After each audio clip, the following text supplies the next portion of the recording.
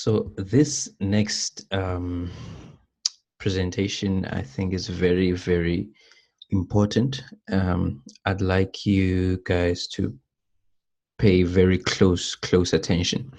So what I'm going to do is I'm going to give you a set of rules that are going to help you in analyzing ECGs. Okay. Now, without wasting any time, let me get right into it. So the first set of rules are related to the different parts of the QRS complex. I mean, we know that our QRS complex, okay, something of that nature.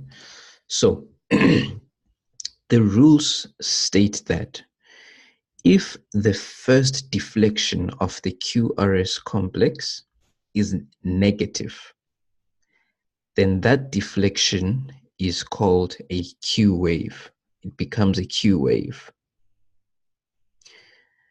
However, if that first deflection is positive, then it becomes an R wave. Now, that's regardless of the size of the wave, whether it's a small deflection or a big deflection, as long as it's a negative deflection. If it's the first negative deflection, it's a Q wave. If it's the first positive deflection, it's an R wave. Right.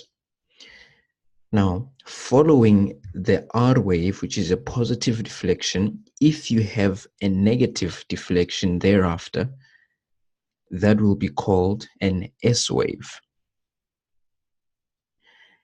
Now, following a positive a positive deflection that comes after the first R wave is called an R prime. Now, normally, you don't have two positive deflections on a QRS complex. But if there is one, then we call it an R prime. Similarly, if you have a negative deflection that follows the first S wave, then that subsequent negative deflection is called S prime. Now, let's put this into practice and let me show you what I'm talking about. So, let's call it number one. So you may have something of this nature.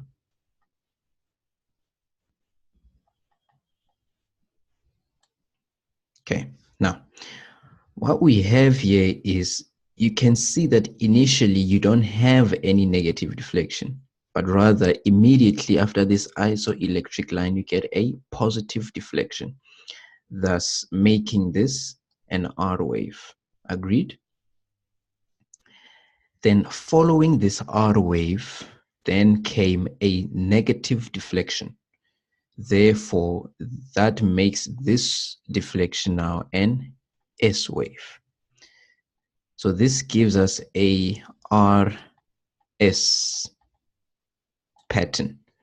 So this gives us an RS morphology of the QRS. Now, we can also have something of this nature.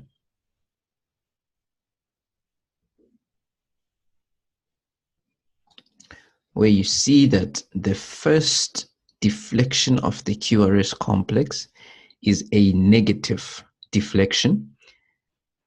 And as the rules state, this becomes a Q wave. And then following this negative deflection, we get a positive deflection. And that becomes an R wave. And as you can see that following an R wave, we don't have a negative deflection to call an S wave. Therefore, here we have a QR morphology. Then the third scenario, we can have the usual textbook stuff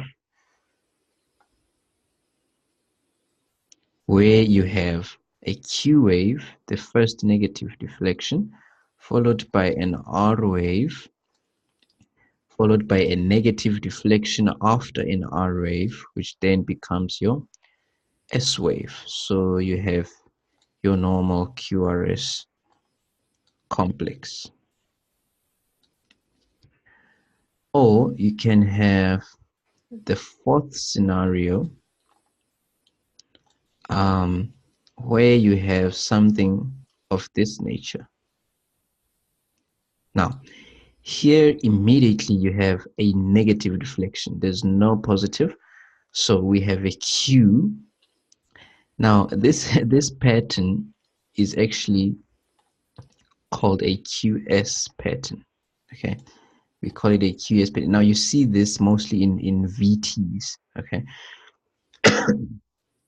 where you don't really have any R wave, and I suppose the Q wave is a combination of, is combined with the S wave. I don't know, but this is called a QS wave if all you have is just this negative big deflection ray. The fifth scenario that we can have is something of this nature.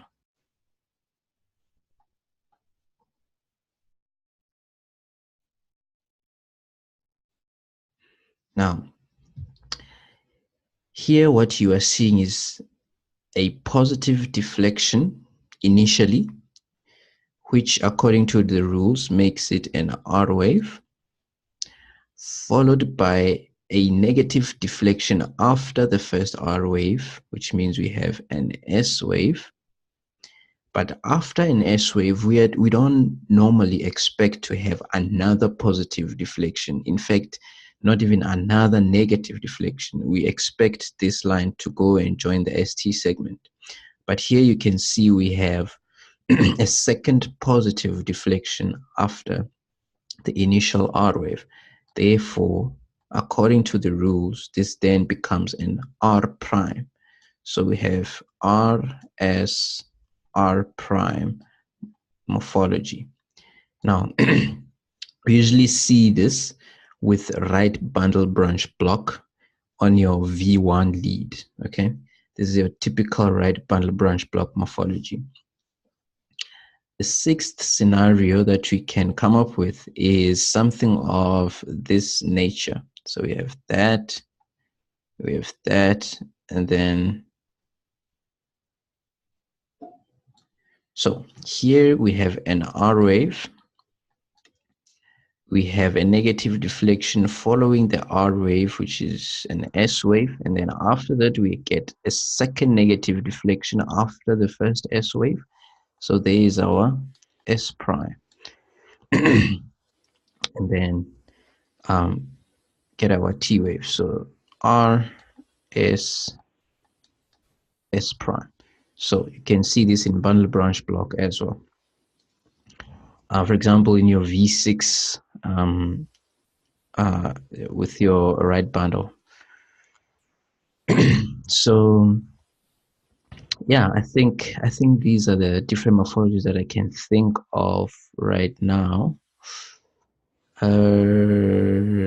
Yeah, I can't think of anything else. So anyway, these are the different sort of kinds of QRS morphologies that you can get. But as long as you remember the rules, you'll be able to, identify that this must be a Q wave, this must be an R wave, this must be S prime or R prime or whatever the case may be. Now, moving along, let's get to the next set of rules. Now, this is also here very important, guys.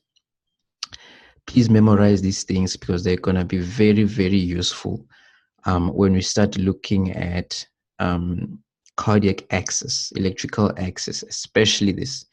When we look at electrical axis, this is going to help. It's going to make things, come together and make sense.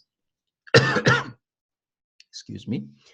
So the rules state that, so this is regarding positive versus negative deflections on the ECG.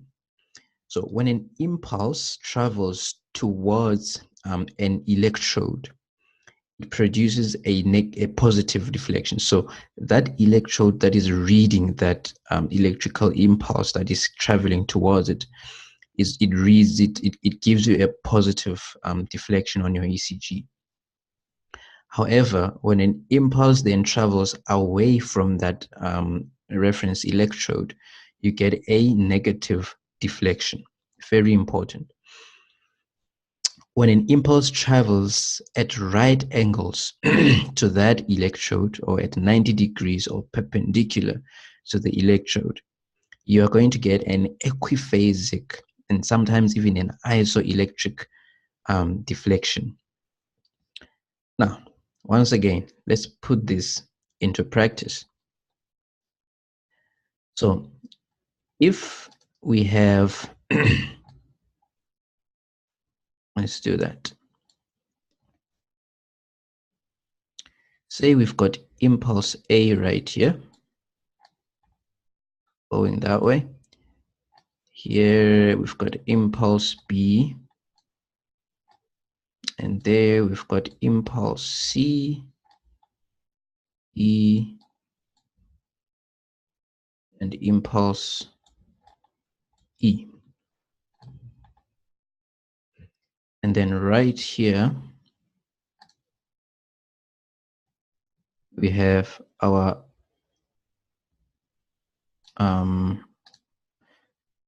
reference electrode.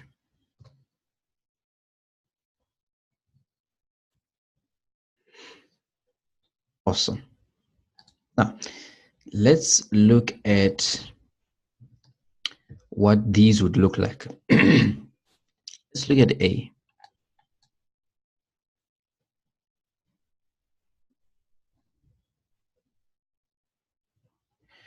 So, as you can see, A is obviously traveling away, directly away from your reference electrode. So that's straight away from the electrode. So that's going to give you a nice big negative deflection right there. Okay. B is also traveling away from the electrode. However, it's slightly at an angle. Do you see that? So it's also going to give you a negative deflection, but not as big as that. All right. So you also get a negative deflection. But C, if you look at C, it's traveling at right angles to the electrode, directly 90 degrees. You see, that is C. Now, the rule states that if an impulse travels perpendicular or at 90 degrees to the electrode, it's going to produce an equiphasic or even an isoelectric line. So you're going to have something like that, up, down, like that. So what equiphasic simply means is that it's equally positive as it's negative. I don't know if that's the proper English, but it basically means it's equally distributed along the baseline. Or you can even have like very small, which looks like an isoelectric line really. So that's equiphasic. Yeah, and then if we look at impulse D, yes, impulse D is traveling now more in the direction of the electrode. However, it's still sort of at an angle. But the main point is that it's traveling towards this direction of the electrode. So we are going to get a positive deflection. And then if you look at E, it's traveling directly towards the electrode. like head on. So it's going to give a nice big positive deflection. And if you know this, guys, I promise you, when we discuss electrical axis, which I think is going to be in the next video, which is video number 4, it's going to make a lot of sense to you. So, as I always say, watch this over and over and over again until it makes sense, and do some reading as well. So these are the set of rules that should be able to sustain you through the next presentation. So yeah, that is it. Thank you very much for your time, and enjoy.